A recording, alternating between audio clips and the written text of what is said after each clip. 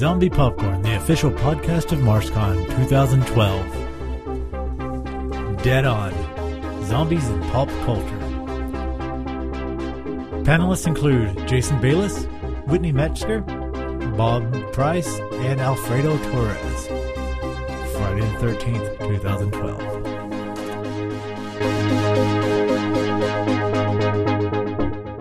That's it. That's all you need to know. That's all you need. All right. That was the Trust Cliff me. Notes version. Welcome to the Zombies in Pop Culture panel. I am Jason. I am the founder of Zombie Popcorn. We are actually recording this panel live. We're recording everything of MarsCon. So if you want to talk to us, you should come talk to us. Thank you for taking the time out to talk to us. We're going to run down the list. Yeah, we're gonna run down the list, and everybody's going to introduce themselves, starting with Bob. Hi, I'm Bob. I live in Norfolk. Hi. He's I'm an alcoholic. Two-time Alcoholic. zombie apocalypse casualty, if that's the best word. Yeah, it turns out I thought I would survive. Not so much. Turns out I'm dead quick. Very quick. Good to know. 56 seconds. Don't rely on me. Right, you don't have to run faster than the zombies. You just have to run faster than me. Wait, are we drinking this? Hold on one second. Let's get through this lineup here. So, All right, that's yeah. she's like, duh, it's Firefly. All right, let's focus. All right, focus. Bring it on. The next panelist. The beautiful bald man next to me. You did okay. Hi. You saved the best for last. That's me. How you already guys doing? went. My name's Alfredo Torres. I host a podcast called Torres versus Zombies. That Alfredo. Yeah, I was on 96X. Yes. Yeah, I was on the Mike and Bob show. Yes.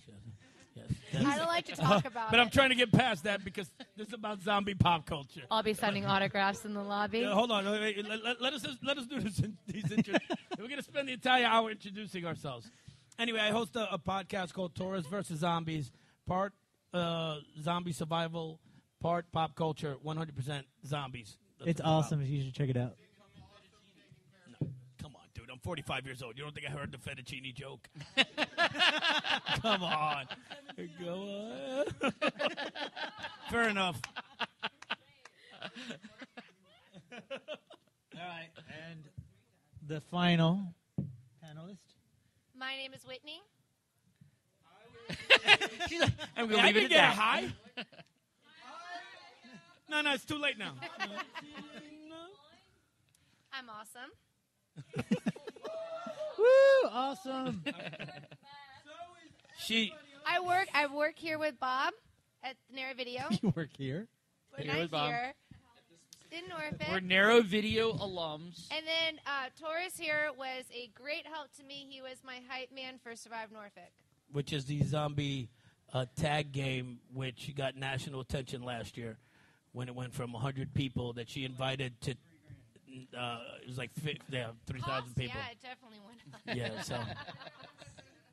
All right. And these are the people you're going to spend the next hour with. So bottoms up. now the door's locked. Can't leave. Turn around. John! Regina, come on. Come on in. So you want to start off with a question? All right. All right. Okay, let's. Bob has a question for the. How about we start this thing? Yeah, let's do it. Oh. Bob has a question to kick us off. Cheers. No, all right. Cheers. We're getting to that. So you This is the beautiful key. people for coming out to watch us. Salud. Here's to Salud. us. Cheers, thanks. Woo! Okay, this is somehow turned into a frat party. Let's get this going. All right. Let's That's the way I let's like have it. some fun That here. is the nastiest stuff. Anyway. What the hell is wrong with you? Ask It's a delicious. question. All right, Bob. Go ahead. Go with your question. Come on, before Bob. These people start to Drink. lose interest in our Like, good for shenanigans. God.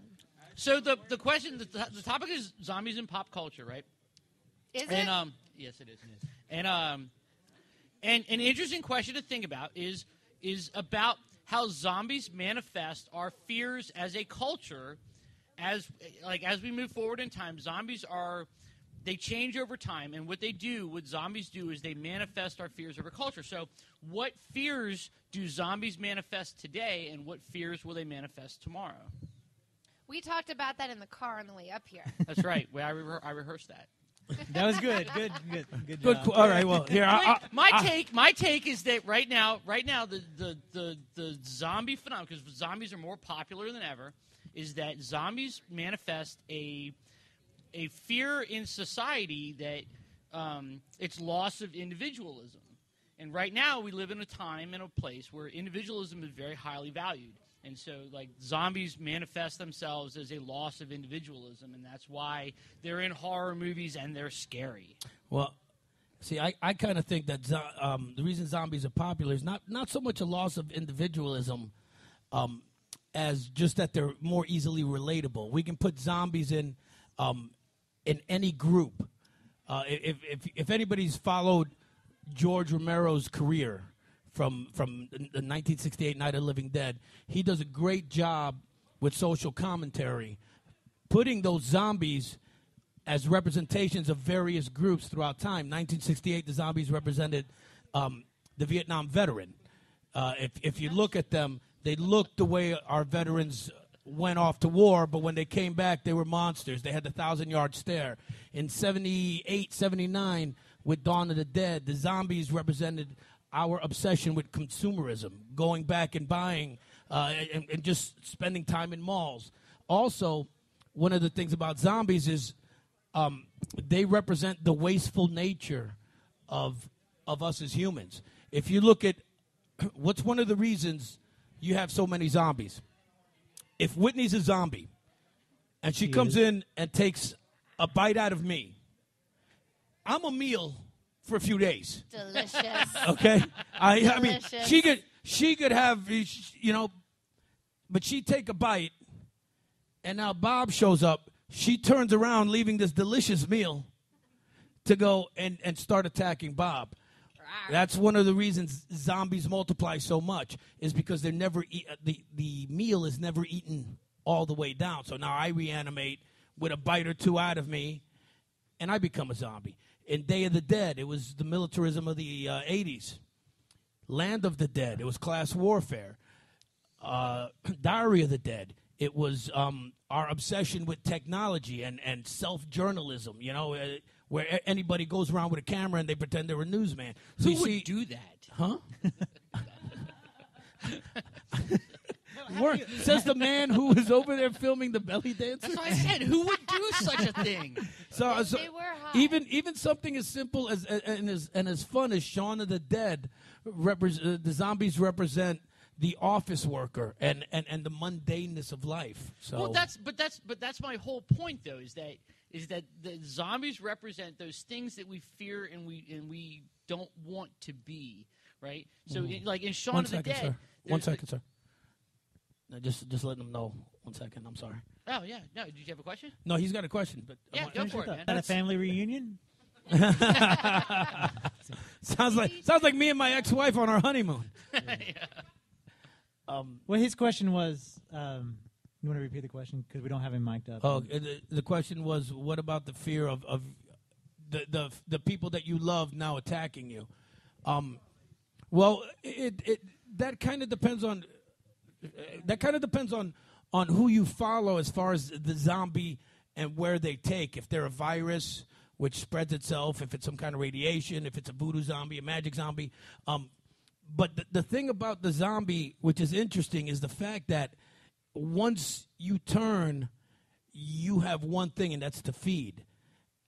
Regardless of what zombie you follow in pop culture, other than the voodoo zombie, which is where the zombie actually originated, you have that need to feed. And it's funny because I tell people there's no such thing as a racist zombie or an anti-Semite zombie. If there's a Nazi zombie walking around, it's not going to see a Jewish person and go, oh no, thank you. I think that speaks to the question quite a bit. In that, it's true. Well, really, you're right. I have a T-shirt, like it's one of my favorite like high rotation T-shirts, and it's a threadless tee, and it has like how to survive a zombie apocalypse. And one of the favorite things I like is like there's a little diagram on the side. It's number 5. and it has the guy shooting the old lady, and it says, like, show no mercy, that's not your mother anymore, right? And so that's the person that you love that has become, transformed into this monster. And so I think the gist there is that those fears that we have, however they're manifested, they're going to affect everybody. It's not going to – there's no one who is immune. Well, I think it also serves. Oh, you. I also think it kind of serves as an allegory to life that you come into this world alone, you leave this world alone, and you can't depend on anyone else to do anything for you. You have to do everything yourself. You have to learn to support yourself. You have to learn how to survive yourself. And what better way to learn all those skills than in the zombie apocalypse? And I think that the concept of everyone turning against you just is supposed to reinforce that sentiment that you need to learn to take care of yourself and be independent, and because that also goes against the whole hive mentality that surrounds zombie films, like class warfare and you having to be in the upper crust and it's religion, political parties, etc. But I think that the whole idea of your loved ones turning against you is just to feed into the fact that you need to learn to stand on your own 2 feet and take care of yourself. Yeah, I think The Walking Dead, the very first episode of the first season, played that part out very well when the guy was up in the second-story window and his son was downstairs, and he was looking down the scope, and his wife was coming up to the house. That was one of the most emotional scenes that I've seen in a zombie film in a long time, and it plays to that core of that they were somebody you still love them. Just because they're a zombie, you don't lose the feeling from them, but there has to come to that point where you have to look deep inside yourself and realize there's no turning back. There's no way that you're going to be able to, go on vacation again with them. There's no way that you're going to lay down with them. Disneyland would be a whole new experience. It would be totally different. Here's a question. Here's a question I have for you guys. How many people are into surviving the zombie apocalypse? As a show of hands. Who's not? No. Who here has You'd their be surprised. exit plan Trust already? me. If you go to a zombie walk, you got 10,000 people in Mexico who want to be zombies. Yeah, I don't get it. Okay, so a lot of you here. Now, here's a question. Where are you getting your knowledge? Are you getting it from books or from TV? Well, here's see, that's here's the reason is because we're such a That's right. Well, Shameless plug. Shameless. We'll talk about this later. But if the reason I bring this up is because how many people here, let's say you had one zombie weapon, would want it to be a shotgun? Negative. Okay, no. Totally wrong. Wait. You're wrong, Abraham Settle Lincoln. down. I'm asking. How many people? Whoa. Alexander Hamilton. He wins. He's right. How many people here would want it to be like a chainsaw? Chainsaws would be fun, though. One person. How many people would want to go out right now and just decked out with all kinds of guns and ammo? I want to go and drag. Oh.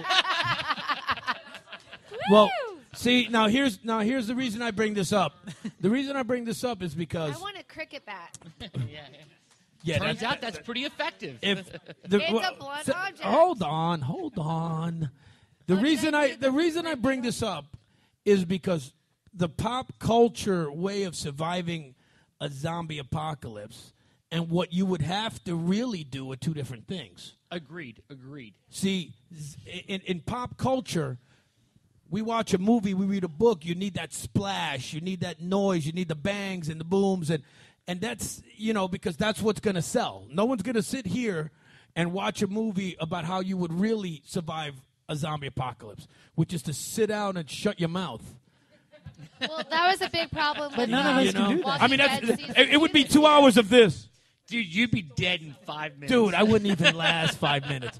No, But that was a big issue with Walking Dead season 2 on right, television. exactly. A lot of people. One of the good things about Walking Dead season 2 is that it plays to what would really happen, and what you would really have to do. You don't sit there and run into a room and shoot zombies. you walk away. Because if you shoot them, you make noise. Noise attracts more zombies. See? But, again, if you go by the pop culture, okay, this is my boomstick, you know? Or, hey, I gotta get a chainsaw, which is probably the worst thing you could have. Yeah. Exactly, but that's exactly what you would be doing. Hey guys, so free snack. You got to understand that when you watch zombies in pop culture, what you would do to make it entertaining is not what you would take as a lesson as to how to survive them. There's a reason that nobody survives them. Yeah. I think one of the interesting things to kind of bring up Walking Dead Season 2 again, right now we have a thing called property rights, right? If you buy something, it's yours. You paid for it. If you own property, it's yours. You paid for it. You paid taxes on it. So what happens in the apocalypse? To refer to Walking Dead, the survivors, they find a farm. There's a family already there, but they decide to go by that family's rules of how they want to maintain their lives and their farm. When you watch 28 Days Later, you see them breaking into houses for shelter and to gather supplies. And in any apocalypse movie, there's looting and ransacking of stores. So I have a question. If the apocalypse were to hit, do property rights really go out the window? Would you continue? I had a debate about this actually. Would you honor the fact that just because all this crazy stuff is going on and it's the apocalypse, would you still honor that right? We'll go with the guy in the gray first. Can you talk into my mic because we're recording and it'd be awesome.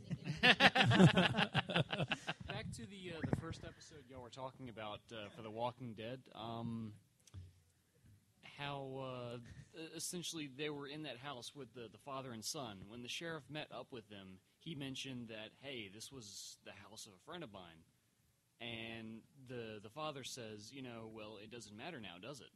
Society's gone. Right, and I think he's absolutely right. Yeah, and I think that's exactly the way it would happen because abandoned houses, people squat abandoned houses. I mean, it happens now. And I know that's what I'm saying. They do it now, and it's not. And then nobody died. Nobody, whatever. But anyway, I'm sorry. Go ahead. Yeah. Nobody died. They were all dead already. Are the people that you're taking the house from still alive? If they're dead, then obviously all rights are out, and why not loot and take whatever? What if they're dead if they're and alive? Still walking around? No, they're dead. You just said it. But they're walking around. I'm just saying. A not for- lawyer. for the love of God. Hopefully not for very long, though. For the love of still God, walking they're around. dead. But if they're alive, do you take what wasn't yours so that you can survive? Do you just kind of, say F you to everyone else? Well, I think greed kind of lessens in a time of of suffering. But what's greed and what's survival? Awesome. Well, that's what I'm saying. Yes, go ahead.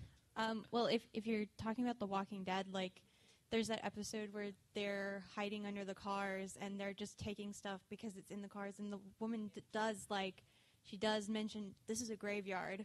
Like we're pretty much stealing from the dead, so we're robbing a grave. Well, how do you feel about that? So I guess it's more not like social convention, more a moral code.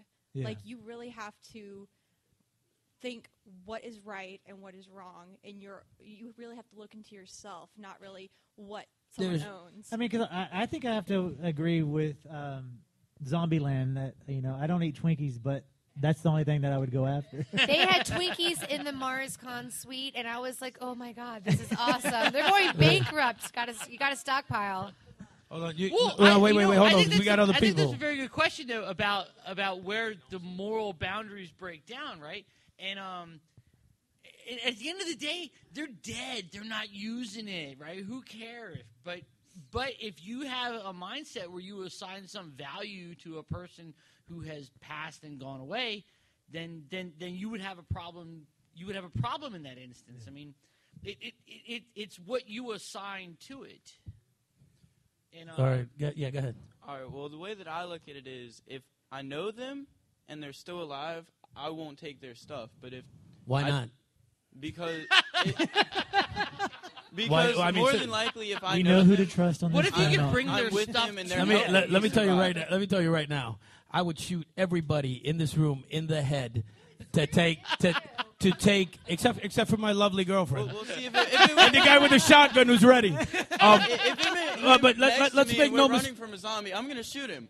And Christian, yeah. But you got to understand when you're talking about survival, and again, here we're gonna go back to Zombieland. Okay, you can't trust anybody, and what's one of the wonderful things about preparing for a zombie apocalypse, which we'll talk about tomorrow, is that when you prepare for that, you prepare for an actual apocalypse, any actual apocalypse. And one of the things you'll understand is that regardless of what is out there, your worst enemy is going to be other humans. It's not yourself. You know it's going to be scarier than it's other humans. All of us are going to be on this. So I mean, this whole thing about let's get together and let's live this utopian life. No. No. There'll be no kumbaya. There'll be no Michael rowing the boat ashore. Come on. Yeah, come. We have another. Yeah, you got to come up here so that they can record it since they took away the mic. By the way, I just want to say that I have the most awesome voice here, and yet I'm the one giving up the microphone. No. You do have the most awesome voice. Wait, Thank you, it's Whitney, not- for gracing us with your voice. Even the law recognizes that there's a difference between societal laws and the law of man, nature. There are no property rights in the law of man. There you go. So There it you wouldn't go. exist anymore. It just Exactly. wouldn't, period. That's a good. There you go. Anarchy in the USA. Yes, the gentleman with the shotgun in She's the back. like, bam, Hold on. lawyer. Hold on. No, come up here, sir. Sir, come up here. No, I think I Can I take a picture? Wait, stop. I got you. You dropped some ammunition, sir. We have a man in a trench coat with a Do shotgun. not shoot at me, please. Okay, can we get back to the panel? You look great, by the way. Yes, you do. Dude, you look good. As he loads his shotgun. And points it at me. Give him the mic.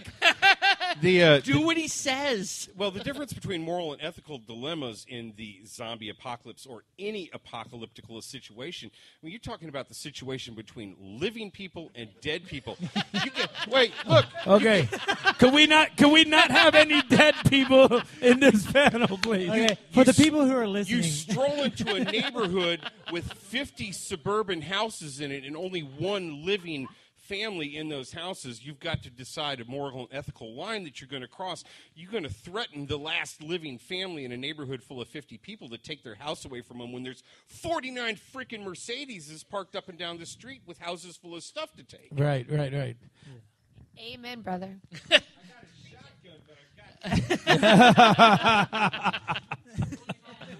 Well said, sir. Well said. And we're not agreeing with you just because you have a gun. No, I am. I am quite a. He made several great points. Please put the gun down, sir. Hey, go. Yeah. I like the way the youngest kid here is giving us like. I've been raising my hand. Yeah, man, go, man, go. Yeah, what's up? First of all, I'm just going to repeat one of the survival nuggets. This is another plant. He knows some survival nuggets? Hey, shut your mouth and let the kid speak.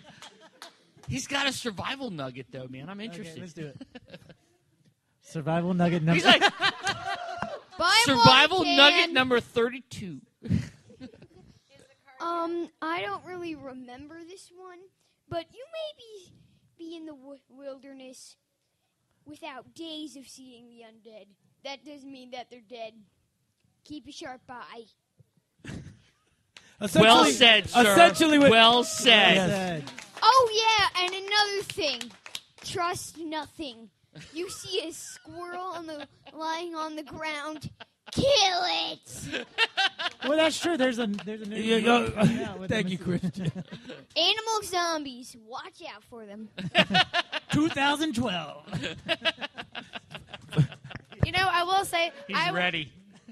I was in Jacksonville yesterday, and I was at the airport, and I read the Hot Zone, and I just watched Contagion. So pandemic diseases are scary and fascinating, much like how a zombie virus I think would spread, quickly and pandemically. But And stuff? I was gonna get a coffee, and I was in line, and then the barista sneezed into her hand, and she wasn't wearing a glove, and she just went right on working, and I was like, you know what? I know how this story ends, and it ends with me dying of some flu-like symptoms that can't be identified because some monkey in a lab's blood splattered on the guy who was like tracing the pathogens, and then I don't know. It just goes on and on from there. And Gwyneth Paltrow was patient zero. Did you take the coffee? No, she didn't. But you know, And people make that's fun of the me kind for thing being vegan. That freaked me out about the hot zone. Hey, she got it for I half did price. not order. I walked away. It freaked me out. And I even posted that on Facebook, so it's totally true. You know, But it got me thinking about something pandemic that it spreads globally. You bring up a good point with that. In that, zombies. If you go by the birth of the modern zombie again, 1968, George Romero's Night of the Living Dead. Zombies have changed. Just so that, I don't know if you guys know this, but you know the first 10 years zombies existed, they weren't called zombies. That didn't come on until the Italian film, and I always forget the director's name. Zombie. Lucio Fulci. Right. Lucio Fulci's Zombie. Right. That's where. Where do you work? A video store? Yes, I do. That's where I the do not flesh. sponsor this panel. That's where the flesh-eating Half ghoul. this panel works that way. That's where the flesh-eating ghoul got the name zombie. Well, let me Well, go ahead. bring up a different. We interviewed on Zombie Popcorn a couple weeks back. Shameless plug. Yeah. Shameless plug. Yes. He wrote a book. A guy named Ross. He wrote a book called The World of Zombies, and he broke down all types of zombies that have been in film. And one of the zombies were characters like Jason Voorhees. Do y'all consider creatures like Jason Voorhees as a zombie? No. Why? Well, that also brings up 28 Days Later. Are they Well, zombies? see, those aren't zombies either. Those are infected humans. That's a whole other thing. Don't get me started with that. Okay, let's open this question up to the audience here. Don't. If you think that you have to go by the Romero, archetype, raise your hand. A zombie isn't a zombie unless it's reanimated dead. Raise your hand. Well, And it must But feast therefore- upon the One, flesh of two, the Hold on. three, Hold on. Wait. We got to Wait. carry. No. If you think that the term zombie can apply to other things, such as just the act of losing your mind, losing any semblance of humanity, That's a crazy person. well, And we're going to settle the fight with an Indian leg wrestling match. Wait. I'm sorry. What? Wait. No, those are actually vampires. That comes from the Richard Matheson book, that's which a is funny. whole other genre. Well, but you know what? What's funny is that George Romero got the idea for Night of the Living Dead from that book, from I Am Legend. So he decided he didn't want to go with a vampire because at the time he's just tired of them. So wouldn't you say though that in any manifestation, zombies are just a convenient vehicle to convey the fears of whatever society is thinking about at that time? Gays. Come on. Did you say? Even in Wait. Night of the Did you Living say Dead. yays? Or Have did you you say watched? gays? He's drunk. Have Leave you him alone. watched I'm not any of the drunk, I'm Republican sober. debates? Oh. There is nothing scarier, apparently, than a gay person. What? What does that have to do with zombies? Well, Wait. You know, Oh, well, I'm conservative. I'm not scared of Can they? gays at all. that's a whole But other even thing. the documentary Nightmares in No, Red, White, and Blue. disclaimer. Wait. We're people. losing That track. was We're losing not- focus. We're losing I focus. think that. Oh my gosh. But in the documentary Nightmares in Red, White, and Blue, it focuses on American horror, and it says, it goes into great detail about how horror films have always reflected the current fears in society. Mm-hmm. And yes, I agree that zombies do play a part of that, but I don't think it's their core, the reason we are so fascinated with it and why they exist in films and books and in our society. I think it's more than that. I think it plays on multiple levels. It could be the fact that when we look at a zombie, we're not looking at a vampire. We're not looking at a werewolf or any other creature. We're looking at ourselves, and we're looking at what we might become. It is that fear of I guess, that shadow of that darkness that, could be inside of us. We could all be, one day infected and eating our brothers, sisters, mom, dad, neighbor, guy at the grocery store. Well, it's not a matter of what we become. It's things that we don't understand, things that are new. And I think that, one of the greatest allegories for zombies are, people that are so entwined with their religious beliefs or their political beliefs that they have grown to fear other groups of people. And I think that, zombies, I think that it also can be portrayed, that way. It's not a fear of what you can become. It's just a fear of things that you don't know, you don't understand. You don't know why, just because someone got bit, why they seem to just have this complete collapse of themselves, and they come back as something that you don't even recognize. And it's because you don't understand what has been going on. You don't understand why, your mom, your wife, your girlfriend, your brother, your sister, whatever, has all of a sudden turned on you. So why do you think the scene in the original Night of the Living Dead, when he's saying they're coming to get you, Barbara, why is that such an iconic symbol within the zombie culture? Why is that? Well, I think that plays into the hive mentality of what Bob said and what you pointed out, that collectivism. That scene is the bottom line with that scene is he's playing on people's fears. They're in a cemetery. She's scared. She doesn't want to be there. He's playing on it. So he sits there and says, "They're coming to get you. Look, there's one now, Barbara." And it's supposed to be just some guy crossing. But the subtext is that he's right. Yeah, but I mean, that's but the that beauty doesn't. of it. He's right. Yeah. I mean, but that's irrelevant that he's right. It's like that's the subtext. That's the part that's but it's not said. But that's it's the irrelevant. brilliance of it. Yeah, that they're coming to get him, but it's irrelevant. And I mean, if you want to go into the deep meaning of it and blah blah, that's why we're here, but aren't I'm we? talking, but what I'm talking about is at the face value, which is all we have to look at it at that moment.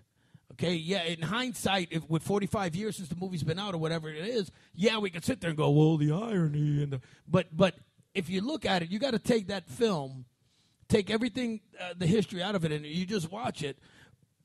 It's just words. It's him playing on the fear. What ends up making that fear real is that he's right. But she had to have a fear in the first place for her to play on it. But the beauty of the zombie movie. I'm sorry. Yeah. No, go ahead. go finish while he's coming up. Finish your statement. No, I'll wait. I'll hold it. He has a gun again. Right. He's got a gun now. Sit closer. Who likes to be the person on the bad end of the joke?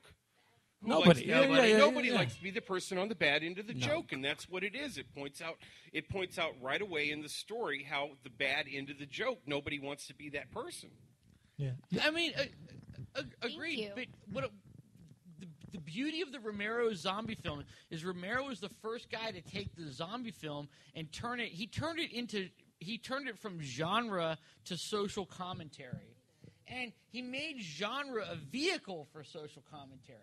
And he did it a couple of times. Like he took the same genre and he made several different distinct social commentaries out of it. And honestly, I think the beauty of Night of the Living Dead is that at the end of the day, Carl was right. Carl being the actor who played the father. And why is his name escaping me now? Ben was the protagonist. The family in the basement. Yeah, and why Cooper. Cooper was right at the end. That's one of the scariest. That is what to me is the irony of it. Is Ben is they build Ben up to be this big hero, and they make Cooper the father to be this big coward. But at the end of the movie, Cooper was right. The basement was the safest place, and that to me is the irony of the movie. Is that the guy who was the biggest coward and the guy who was made to look like a selfish piece of crap, which the reality is he wasn't. He was looking out for his family, which anybody here who had a family would have been looking out for them too. The guy who's made to look the worst was actually the guy who was right. If they would have listened to him and went to the basement, they would have survived the night. And when the hunters came in the morning and the posse came and they killed all the zombies, all of them would have lived. Yeah, but they had no way of knowing that would happen. And that would be a horrible movie. Yeah, that's hindsight. I know, but that to me is the irony of the movie, is that the guy who is the coward ends up being the right one, or the guy who's portrayed as a coward. He is right. Right. I don't. You can vindicate his actions, but No, I'm just saying that's the irony. I mean, I would do the same thing. Like I said, I would shoot everybody here in the head. No offense to anybody, to protect my family. And you know what? I expect I would not be mad at anybody here if the situation was reversed. I like the way you say that in that blasé nature. and again, this will go. Why do I feel? Came down to it. It's you know what? I would shoot everybody. But that's the way. If you look at pop culture, which is what this is about, and you look at the zombie movies, who are the ones? But I don't think pop culture means popping somebody. Yeah. No. The But we're looking at what you need to do to survive, and how, to me, pop culture sets you up to not survive a zombie apocalypse because you do everything wrong. Dude, I am living proof of that. Do you think? I think it's the heroes that end up having the strong moral code that lead people to die. Well, not necessarily. Well, I don't know. It could end up Look being that way. at any Walking movie. Look at any movie. Look at any pop culture movie. The one with the strong moral code survives. Okay, Return of the Living Dead. Everybody else dies. Well, no. It's always following always a his conflicted rules. hero. It's always going to be a conflicted, hero. It's someone that had to compromise their morals in order to survive, but ultimately they always did the right thing. And they're the only ones who survive. Yeah, but is it really they're doing the right thing? That's only American culture, because And then- we are set to have a survivor. We have to have a happy ending. There has to be the final girl. There has to be somebody in our culture to survive. But if you look at other horror movies, not necessarily zombie films, in other nations, it doesn't always end with a happy ending. But in zombie movies, there is no happy ending. No, there never is. There never There's is. Always just So, I mean, you just live today. Yeah, I mean, the happy ending is, at the end of the day, the protagonist, whoever that is, walks away. Right, they live. But that doesn't mean he survived. Live to see tomorrow. He that lived, doesn't mean they right. make He it lived. to the He next lived day. to the end of the story that's being told. For all you know, he walked down the block. The credits rolled. He walked around the corner right into 150 zombies who tore him in half. So which is what's so interesting. There is about no Robert happy ending Kirkman in doing zombies. Walking Dead. In zombie pop culture. Come on. No. He's speaking to the mic. No, yeah. You gotta speak it to the mic. Yeah. He's like, I'm not talking. He's like, hell No. So what do you think about? So have you guys been watching the Walking Dead season 2? Right? Have you guys read the really books? Great show. Like, Hold on, wait. Let him Well, no, because I don't want to do any spoilers in this conversation. And I don't think there's no spoilers for the people here. All right. So one of my favorite things is ethical dilemmas. Right? What is right? What is wrong in these uncomfortable situations? And The Walking Dead has been so great in exploring that. In the one episode where they go to find the medical equipment that would enable them to perform the surgery, when they go to the save FEMA little trailers. boys, right? So can he run away? So he shoots, and why is the guy in the ethical dilemma that the fall guy, why is he always like a big fat guy? And even in the thought experiments, it's always like a big fat guy. But it's okay for him to shoot the guy in the leg, to leave him for the zombies. But he runs away and he brings the medical equipment and he saves the little boy's life. And we it's okay for us to be uncomfortable with those decisions, because ethical quandaries and those dilemmas, they're not supposed to make us feel good. Yes, sir. In that particular storyline, the thing that I thought was the stupidest part of the whole thing is their strategy, again, was completely wrong. What they should have done is had one guy in a vehicle laying on the horn, causing all the zombies to follow him, and then just walk inside, get the medical supplies you want while the one guy drives off. But wouldn't that doesn't make the good zombies drama, from everywhere else? Drama, but that is the way survivors would survive. See, that's why you would last No, for no. years, and I'm What dead if- in a day. If you're laying on the horn, you're going to attract every zombie anywhere near you. But No, I agree. He is. Oh, right. are you an expert or something? The guy in the vehicle is perfectly safe from the zombies as he drives away. They can only move at a slow speed. He can go 45 miles an hour. While I agree they could have handled that situation better, what I think is interesting about it is that it sets up that moral dilemma: what is right, what is wrong. And how do we evaluate what is right and what is wrong? And that's the beauty of the zombie story in culture. I mean, that's why we tell these stories. That's right. Mike's with me. You got a fan. At least someone is. Yeah. I think part of it too is to give the audience a chance to think, what would they do in that situation? Oh my God, the movie exactly itself, right there, you're safe in the audience. You can watch and see what's going on and decide, would I kill my best friend because he's about to eat me?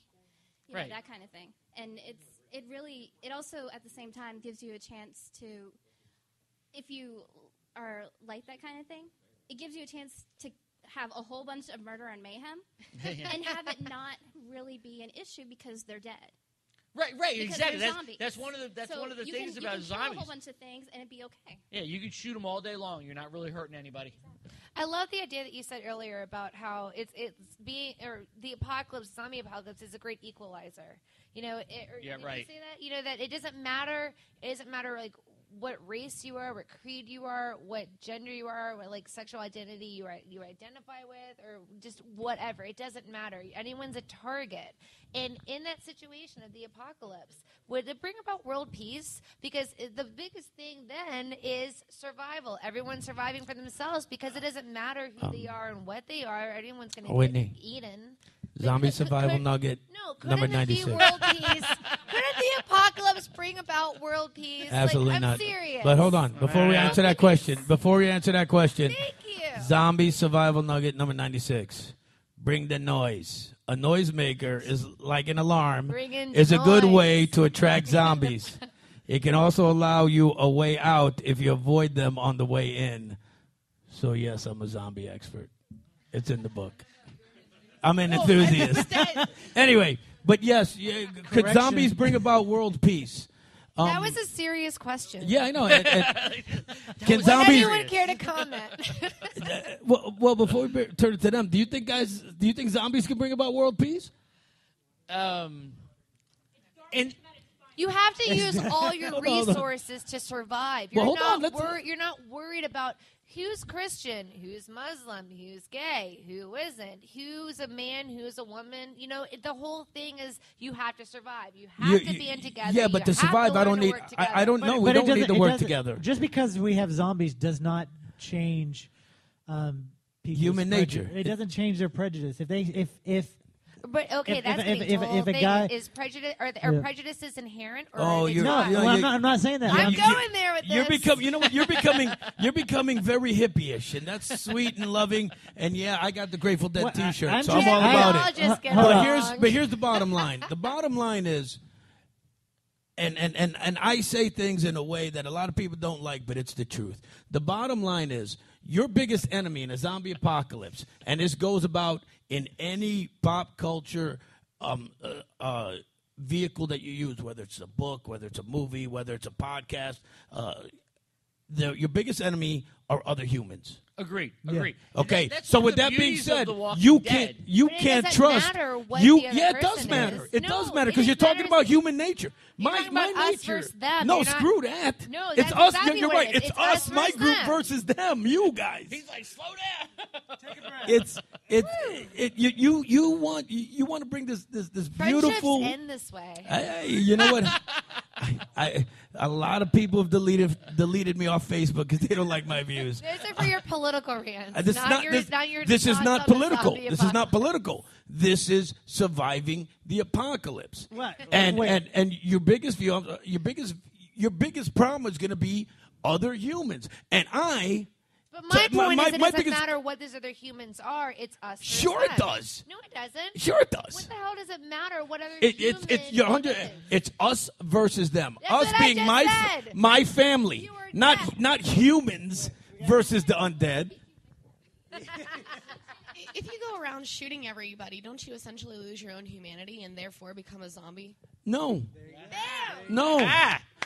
Because I'm not shooting people because I'm greedy. Wait. I'm not shooting you to kill you because I want to. I am shooting you because you are a threat to my family, to the people I am sworn to protect. And that is my children, my significant other, my mother, my father.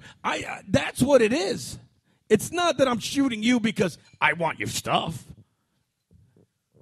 Humans are social animals. So at a certain point, in the very beginning, your survival isolationism holding that point. But once you get past a certain point and you've made it past the first big kill-off, things should be starting to get better for you. There's lots of resources out there available. You've got your materials. You know what to expect from a zombie. It gets better. You know better. how to do it, how to defend yourself from them. They're no longer a threat. I agree. The humans that don't change their mentality away from that, they become the biggest threat that you have to deal with. But if you don't actually start doing that, you become just as crazy as the zombies, and you're the bigger threat. So at some point, you have to start saying, okay, we need new social conventions that deal with the fact that there are zombies, such as having a simple rule: if you're bit, you let us know. We'll chain you up, we'll feed you, we'll continue to watch you. Someone might survive, and they might be the cure to the disease. Someone will have an immunity. If you kill every single person as soon as they're bit, you'll never get it. So, and there is no fear, because the people don't want to live as a zombie. There's no fear if they know what to expect if they're bit. They don't hide the fact that they're a zombie and then start chomping on their neighbor unexpectedly. I say, I like the point that you make, but you sound like you've thought this out. No, you know what? You make a lot of great points. I appreciate that. But again, if you go by pop culture, and you understand that the first thing that happens is the person who's bit hides it. Why? Because he's scared that he's going to get killed once they find out, and it doesn't matter that people sit there and they reassure them, and it doesn't. Yeah, but the beauty of the zombie story. But the beauty of it is we get to explore these ideas. It's not whether you're bit or not bit or what are you going to do about it. It's that in the zombie story we get to think about it.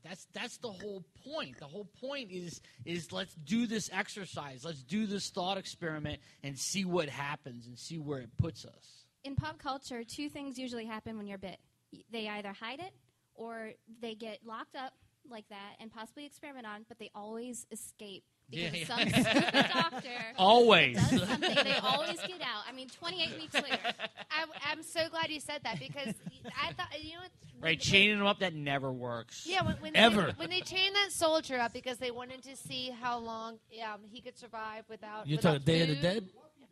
No, we're talking about 28 days later. Oh, 28 days later. Okay. When they come across the palace that the guard has taken over, the military has taken over, and they've kept one of their comrades, chained up for 28 days, and they wanted to see how long that they could last before they died of starvation. And to me, that just was screaming Holocaust, and the fact that you had these men who were experimenting on other humans in very sadistic ways. And I just kind of thought that 28 days later brought that up, and that even if the person is, well, in 20 days later they weren't reanimated dead, they were still technically humans alive, but is it ever okay to do those things to other people, regardless if they have, if they're zombies and have just lost their mind? Yes. Yeah, the one. Right. Okay. But the boy, but so here's the thing: in 28 days later, that guy ended up escaping. But in the 28 movies, they were never reanimated dead. They were actually people infected with the rage They're virus. not zombies. But so there's a funny. But all right. So here's the thing, though, with the zombie phenomenon. it's a spectrum. It's not just like A, you're a zombie, B, you're not. There's like there's levels in between. And the levels in between afford us the ability to be flexible in our storytelling and think of really creative ways to kill people and do crazy shit in order to think of ways that people can be in odd situations. That just sounds like the Saw movies. Look, here's what I think when it comes to the pop culture zombie. Okay, society as a whole has gotten more extreme, and you can tell it by its sports, by what people do for recreation. So the reason that you have these things that now we call zombies, we call the 28 days later affected human zombies. We have zombies that run like in the remake of Dawn of the Dead, which go against all kinds of actual biology. There's a great book, by the way, called The Zombie Autopsies, if you guys ever get to read it. An incredible book in which a doctor sits there and performs an autopsy on a zombie. And the reason that we have started to make the zombie in pop culture a little more crazy, faster, jumping, walking up on walls like in the remake of Day of the Dead, that was ridiculous. But the reason we started doing that is because as a whole, society has gone to that end. You know, we've become more extreme. So you can't watch a movie like Night of the Living Dead made today and see those kinds of zombies and go, yeah, they're a threat. Well, I don't know. I disagree with that, man, because I think that the Romero movie, Night of the Living Dead, it holds up. It's still scary, and that's the beauty of it. It's still scary today. It's that's a different kind of you're talking about a different kind of fear. All right, maybe, but you're talking about a different play on fear, which Night of the Living Dead made at a different time plays on psychological. I don't know. I think Night of the Living Dead was played for laughs. No, Night of the Living Dead. Night of the Living Dead I'm thinking of Return of the Living Dead. Was very Hitchcockian. The Romero, in that it played on your emotions. It played on your fears. See, I think Romero's Night of the Living Dead is hold on. Go ahead, Whitney, finish because I couldn't hear you. Well, I just said that the Romero movies were very Hitchcockian in that they played on fears and emotions. And 28 Days Later and Walking Dead and Resident Evil, those zombie movies they play more on the element of surprise and action and violence. If you study the history of films, there's a certain type of film called film noir. You were talking to two people who work in a video store. Okay, well then let me finish. That doesn't mean you know what that doesn't mean that you've studied the history of films. That just means you work in a video store. Thank you. At Ultimate University, go Monarch. So then you know one of the things about John Hughes, you haven't said anything to me. Torres, real quick. After you make this point, we're gonna have to wrap it up. So why? Let's not jump into finish your point. And then why? Where do we have to go? Our time is done. Do you guys want our time to be done? One of the things about Romero's film. I'm pretty sure if the people here thought I made an anti-gay joke earlier. Like that's why they all left. What else could go wrong here? Okay. One of the things about Romero's film is if you study film history, and you know about film noir, Romero's film is a great example of film noir in the sense of the angles it took, and it played a lot on what is in the shadows, on what you don't see. Today's zombie movies, and this again goes with society being more extreme, you can't get by on that kind of psychological thriller anymore. People want to see the blood in the guts, and they want to see the chest cavity ripped open and the heart pulled out. Which can be really awesome to watch, by the way. Yeah, but it can be awesome. But the point being that violence can be really cool to watch sometimes. That's the problem with our society. That's an entirely different panel. That is a different panel. Yes. We were running out of time. No, microphone. And you know what? We should pass this around tomorrow. Baton stick. You had to hold this. Okay. Zombies are a known entity now. When you make a movie and it's a zombie movie, they already expect certain things. The things that they could do with the shadows and the what's going on thing doesn't work today because the audience already knows at least a certain amount what to expect. But I'll disagree with you. I'll disagree with you in the sense of that zombies are not known because people or filmmakers or authors now add twists to zombies. Again, you know, when I saw the remake for Dawn of the Dead, I didn't know zombies could run at full speed for miles. You know, I mean, that blew my mind. I was just getting over my fear of zombies, and now you made them fast. You made me a 7-year-old all over again. Oh, no, you know. Okay, if you're reanimated dead, you should not be able to run 20 miles an hour. Well, it's just the evolution of zombies going to just grow when we become callous to certain violence, and we have to have our monsters grow and adapt new things. That's why vampires sparkle now for some reason. But an entirely different story. I want to thank everyone for hanging out with us tonight. If you like all of us together, we are all together on panels all day tomorrow. We have multiple panels tomorrow that we're together. We're all on a panel tomorrow, like 1 o'clock. Right? He's saying that. That's what he's saying. But anyway, if we are putting up on the site on zombiepopcorn.com this panel and several other panels and interviews on there, so please check it out. You can check out Bob on a Zombie Popcorn podcast called This Non-Religious Life. He co-hosts with me and Ken on zombiepopcorn.com. And Whitney does not host a podcast. Does not host a podcast, but she hosts Survive Norfolk. And then, of course, we can learn more about the deep philosophy of zombies. I do love the zombie nuggets. Thank you. Did you read it? Did you get to read it? I read most of it. It was nice. Cover to cover. If any of you guys want to stick around to talk afterwards, please do. Because I definitely want to keep talking about. I'm all about zombies. So if you guys want to stick around, please. Hey, if you have anything you want to say or contribute, we're recording the whole weekend. Let us know. Hit us up. We'll include Find us you in the middle whatever of the way we lobby. can. We got to shut it down. Love to hear People are from coming in. everybody. Thank you. Yeah, thanks, guys. Hey, thanks for your time. Bye, guys.